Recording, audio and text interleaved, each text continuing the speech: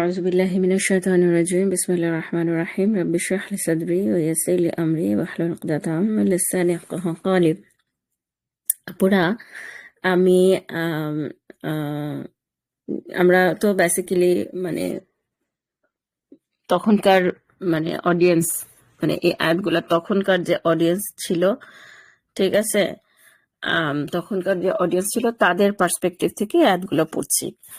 তো আমরা 112 নম্বর আয়াত পর্যন্ত কভার করেছি।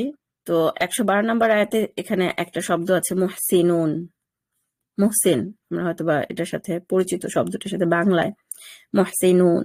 হ্যাঁ, তো এখানে আসলে মুহসিনের বৈশিষ্ট্য বলা হচ্ছে যে তারা আত্মসমর্পণ করে, ঠিক আছে, মানে সমস্ত ইগো, তারপরে মানে প্রাইড, ঠিক আছে, আমার হাসাদ বা জ্ঞান, যেরকম বিভিন্ন শব্দ আমরা দেখেছি যে কেন আসলে তখনকার জিউস কমিউনিটি ইসলাম অ্যাকসেপ্ট করছিল না, যে different disease of the heart সেগুলো করব, মানে সেগুলো হচ্ছে আমি সেগুলো যখন আমি বাদ দিতে পারবো, আমি ফরগো করতে পারবো ফর দ্য সেক অফ আল্লাহ সুবহানাহু ওয়া তাআলা, তখন আমি মানে মানে তখন হচ্ছে সেটা মানে আজর, হ্যাঁ, যে আজরুহুম আজরুহু ইনদা রাব্বিহিম ওয়ালা খাউফুন আলাইহিম ওয়ালা হুম ইয়াহজানুন।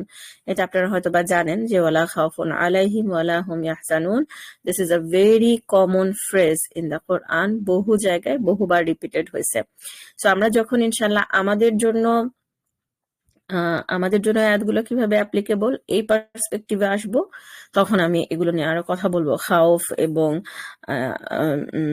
হাজান, হ্যাঁ, সেগুলো নিয়ে। আচ্ছা, তো এখন আমি মুভ করছি 112 113, ঠিক আছে, সরি আমি একটু আগে চলে গেছি। তো আমি একটু মুভ করছি এইতে পরের আয়াতগুলো 113, ঠিক আছে, এইগুলাতে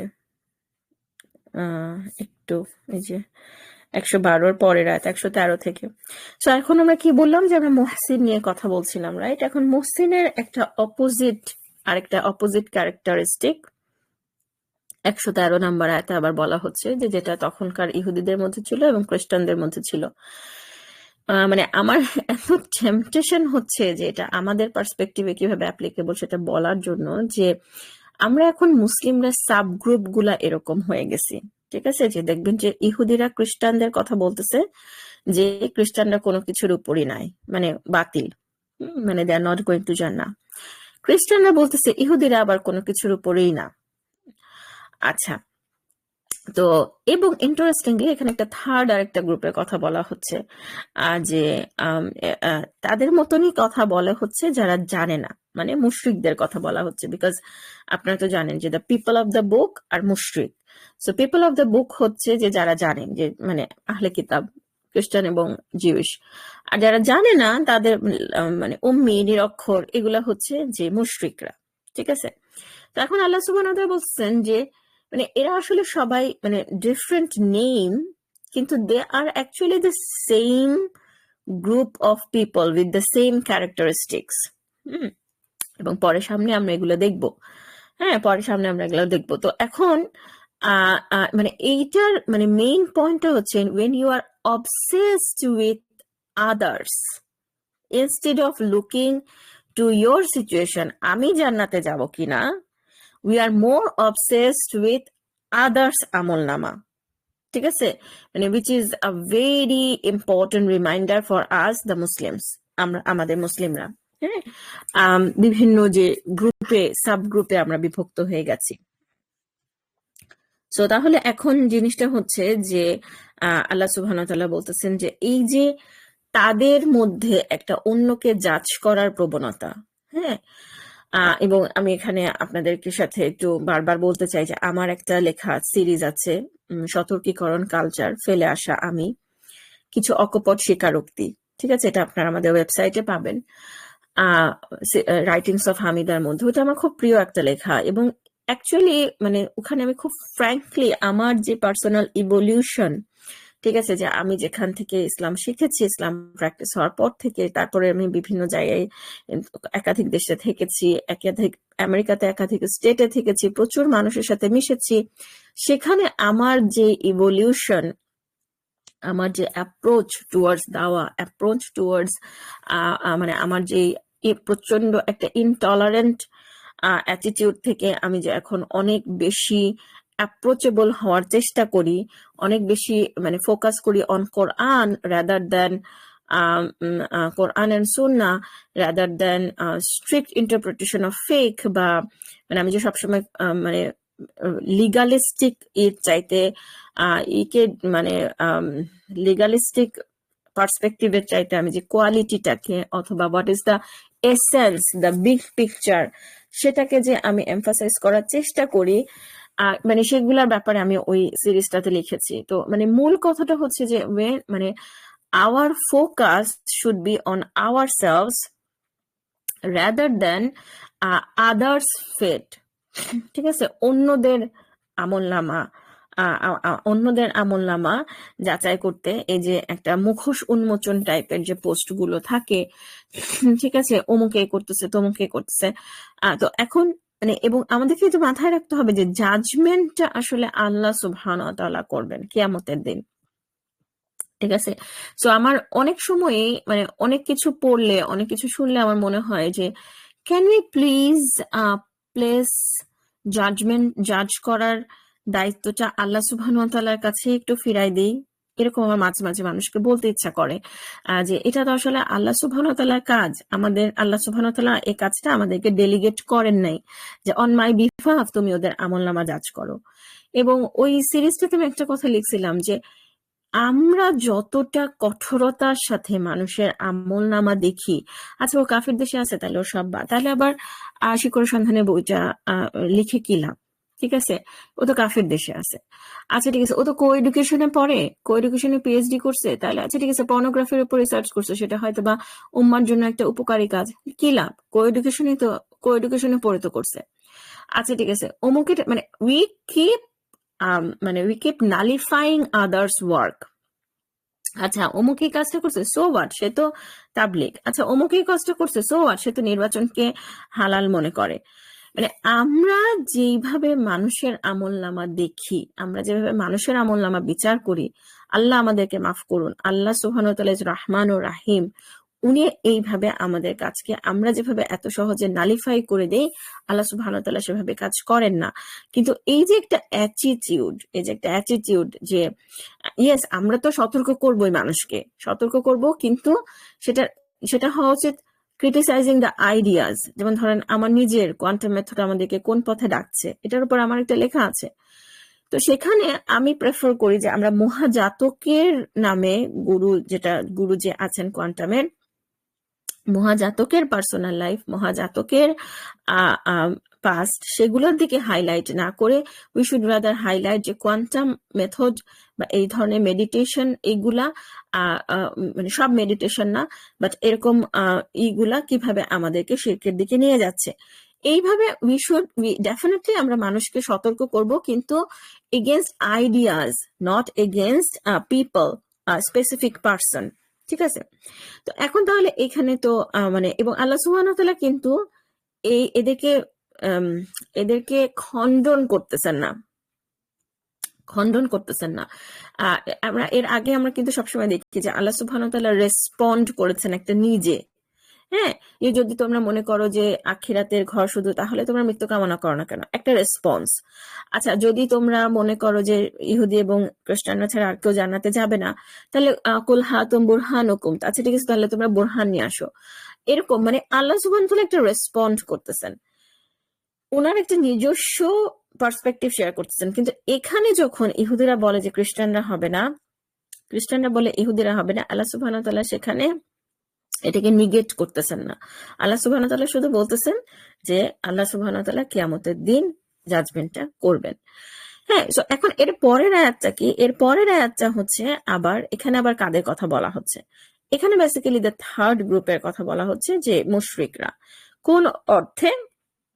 যদি আমরা তখনকার অডিয়েন্সের পার্সপেক্টিভ হিসেবে চিন্তা করি, তখনকার মক্কার মুশরিকদের হিসেবে, কারণ মক্কার মুশরিকরা কি করছে বেসিক্যালি, এটা তো একটা মাদানী সূরা, রাইট? তারা মক্কা থেকে ড্রাইভ করছে, মানে ওদেরকে বের করে দিছে মুসলিমদেরকে। সো এখন যেহেতু বের করে দিছে, সো মুসলিমরা আসলে তখনকার মুসলিমরা আসলে বেসিক্যালি কিসের অ্যাক্সেস হারাইছে? তারা কাবার অ্যাক্সেস হারাইছে, তারা হজের অ্যাক্সেস হারাইছে, ঠিক আছে?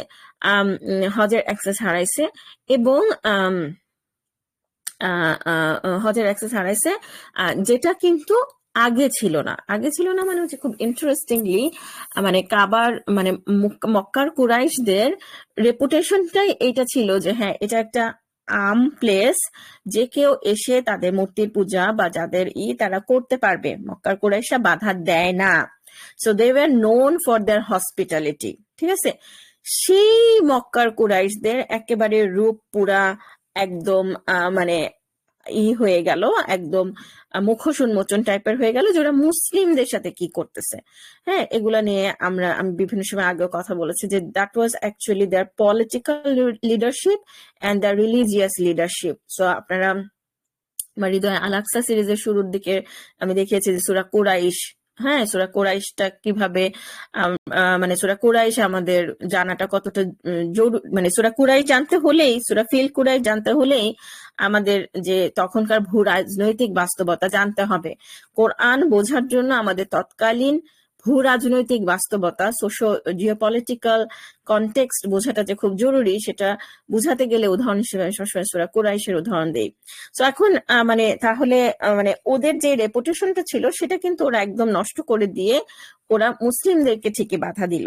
হ্যাঁ, তো এখন তাহলে বেসিক্যালি আমরা যদি ওই অ্যাঙ্গেল থেকে চিন্তা করি তখনকার অডিয়েন্স হিসেবে, তাহলে এখানে মক্কার কুরাইশদের কথা বলা হচ্ছে, ঠিক আছে? এবং আল্লাহ সুবহানাহু ওয়া তাআলা বলতেছেন যে ওদের এখন এটাতে অ্যাক্সেস আছে, ওদের এটাতে অ্যাক্সেস আছে।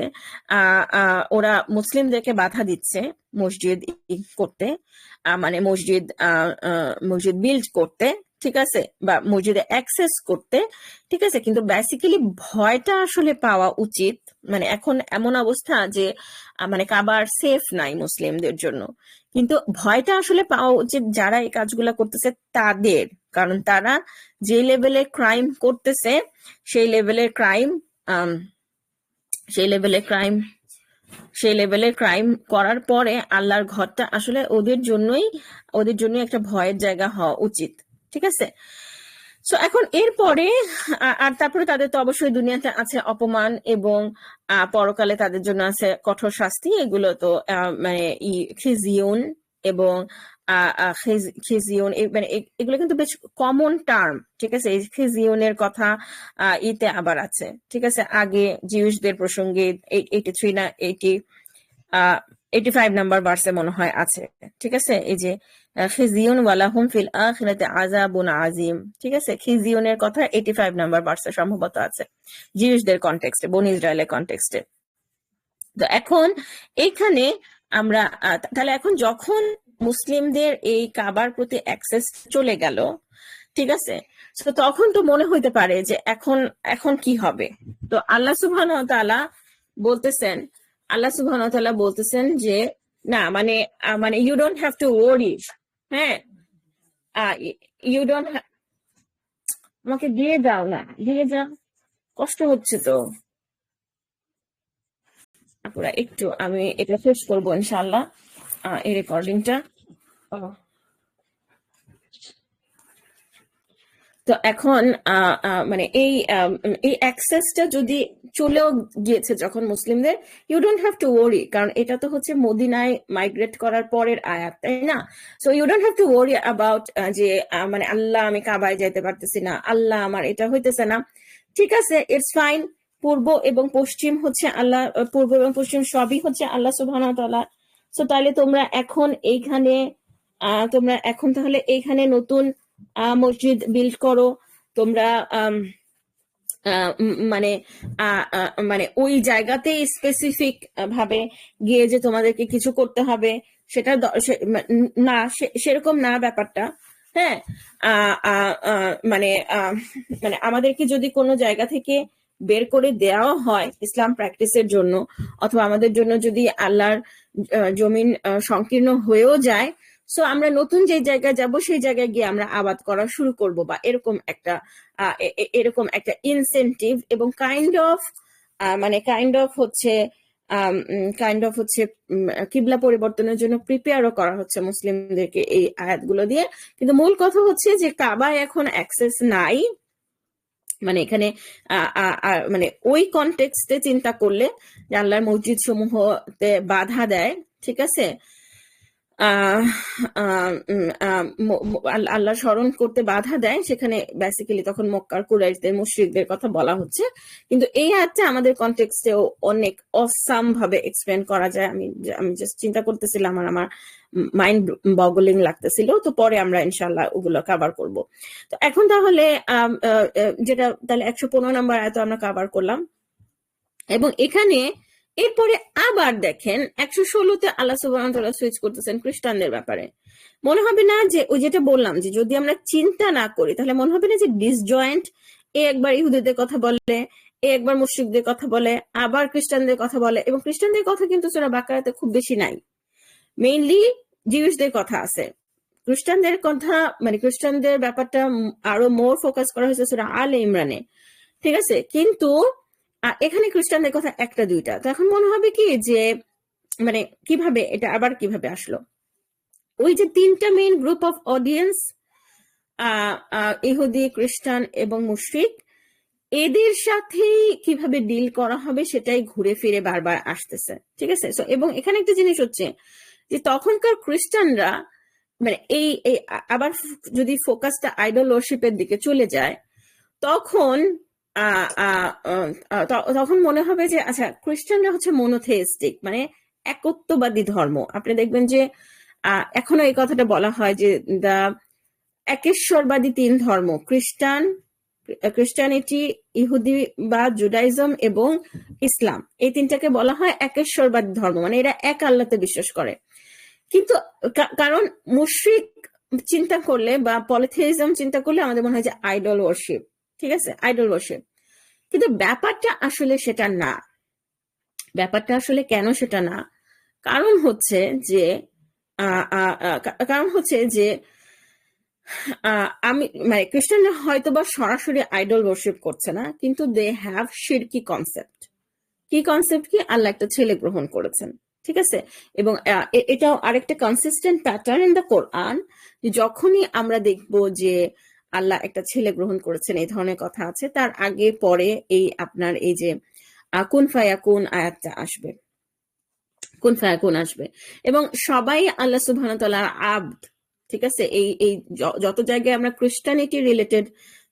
ক্রিশ্চিয়ানিটির যুক্তি খণ্ডন করা রিলেটেড ভার্স আমরা পাবো কোরআনে, তখন আমরা দেখবো যে usually it has a similar pattern, হ্যাঁ, যে সবাই আল্লাহর আবদ হয়ে আসবে, ঠিক আছে। এখানে কানিতুন বলা হয়েছে। তারপরে হচ্ছে এই যে মানে ওদের কাছে মনে হয় যে মানে কিভাবে বাবা ছাড়া ছেলে হবে, ঠিক আছে। তো আল্লাহ সুবহানাহু ওয়া তাআলা তো বাদিউস সামাওয়াতি ওয়াল আরদ, মানে হি ইজ দ্য অরিজিনেটর। হ্যাঁ, তাহলে উনি যখন কোনো কিছু মানে কেন বাবা লাগবে, কেন একটা বাচ্চা সৃষ্টি করতে ওনার, ঠিক আছে। তো এখন তাহলে এইভাবে 117 পর্যন্ত আবার খ্রিস্টানদের কথা। 118তে এসে আবার দেখেন যে যারা জানে না তারা বলে, আর যারা জানে না মানে হচ্ছে আবার মুশরিকুনদের কথা বলা হচ্ছে, বিকজ ইহুদি এবং খ্রিস্টানরা হচ্ছে পিপল অফ দ্য বুক। আর পরের এরা হচ্ছে মানে মুশরিক, যারা জানে না। তারা বলে আল্লাহ কেন আমাদের সাথে কথা বলে না, অথবা একটা নিদর্শন আমাদের কাছে আসুক, ঠিক আছে। আল্লাহ সুবহানাহু ওয়া তাআলা বলতেছেন যে এই যে মক্কার কুরাইশরা যেসব লজিক দিতেছে, ওদের কাছে মনে হইতেছে আমি মনে খুব স্মার্ট একটা কাউন্টার আর্গুমেন্ট দিতেছি। আল্লাহ সুবহানাহু ওয়া তাআলা বলছেন যে আগেও যারা অজ্ঞ ছিল তারাও আসলে এই ধরনের কথাই বলতো, এবং তাদের হার্ট আসলে একই রকম, মানে শুধু যে তাদের আর্গুমেন্ট একই রকম তা না, আর্গুমেন্টের মধ্যে কোনো নতুনত্ব নাই, সেরকম ওদের হার্টের অবস্থাও আসলে একই রকম। মানে মুদ্রা কথা হচ্ছে, মানে এটাকে আমরা দুই অ্যাঙ্গেল থেকে চিন্তা করতে পারি। একটা হচ্ছে যে আসলে যারা ইহুদি, খ্রিস্টান, মুশরিক, তাদের সবার আসলে হার্টের অবস্থা একই রকম, দে আর অল ডিসবিলিভার্স।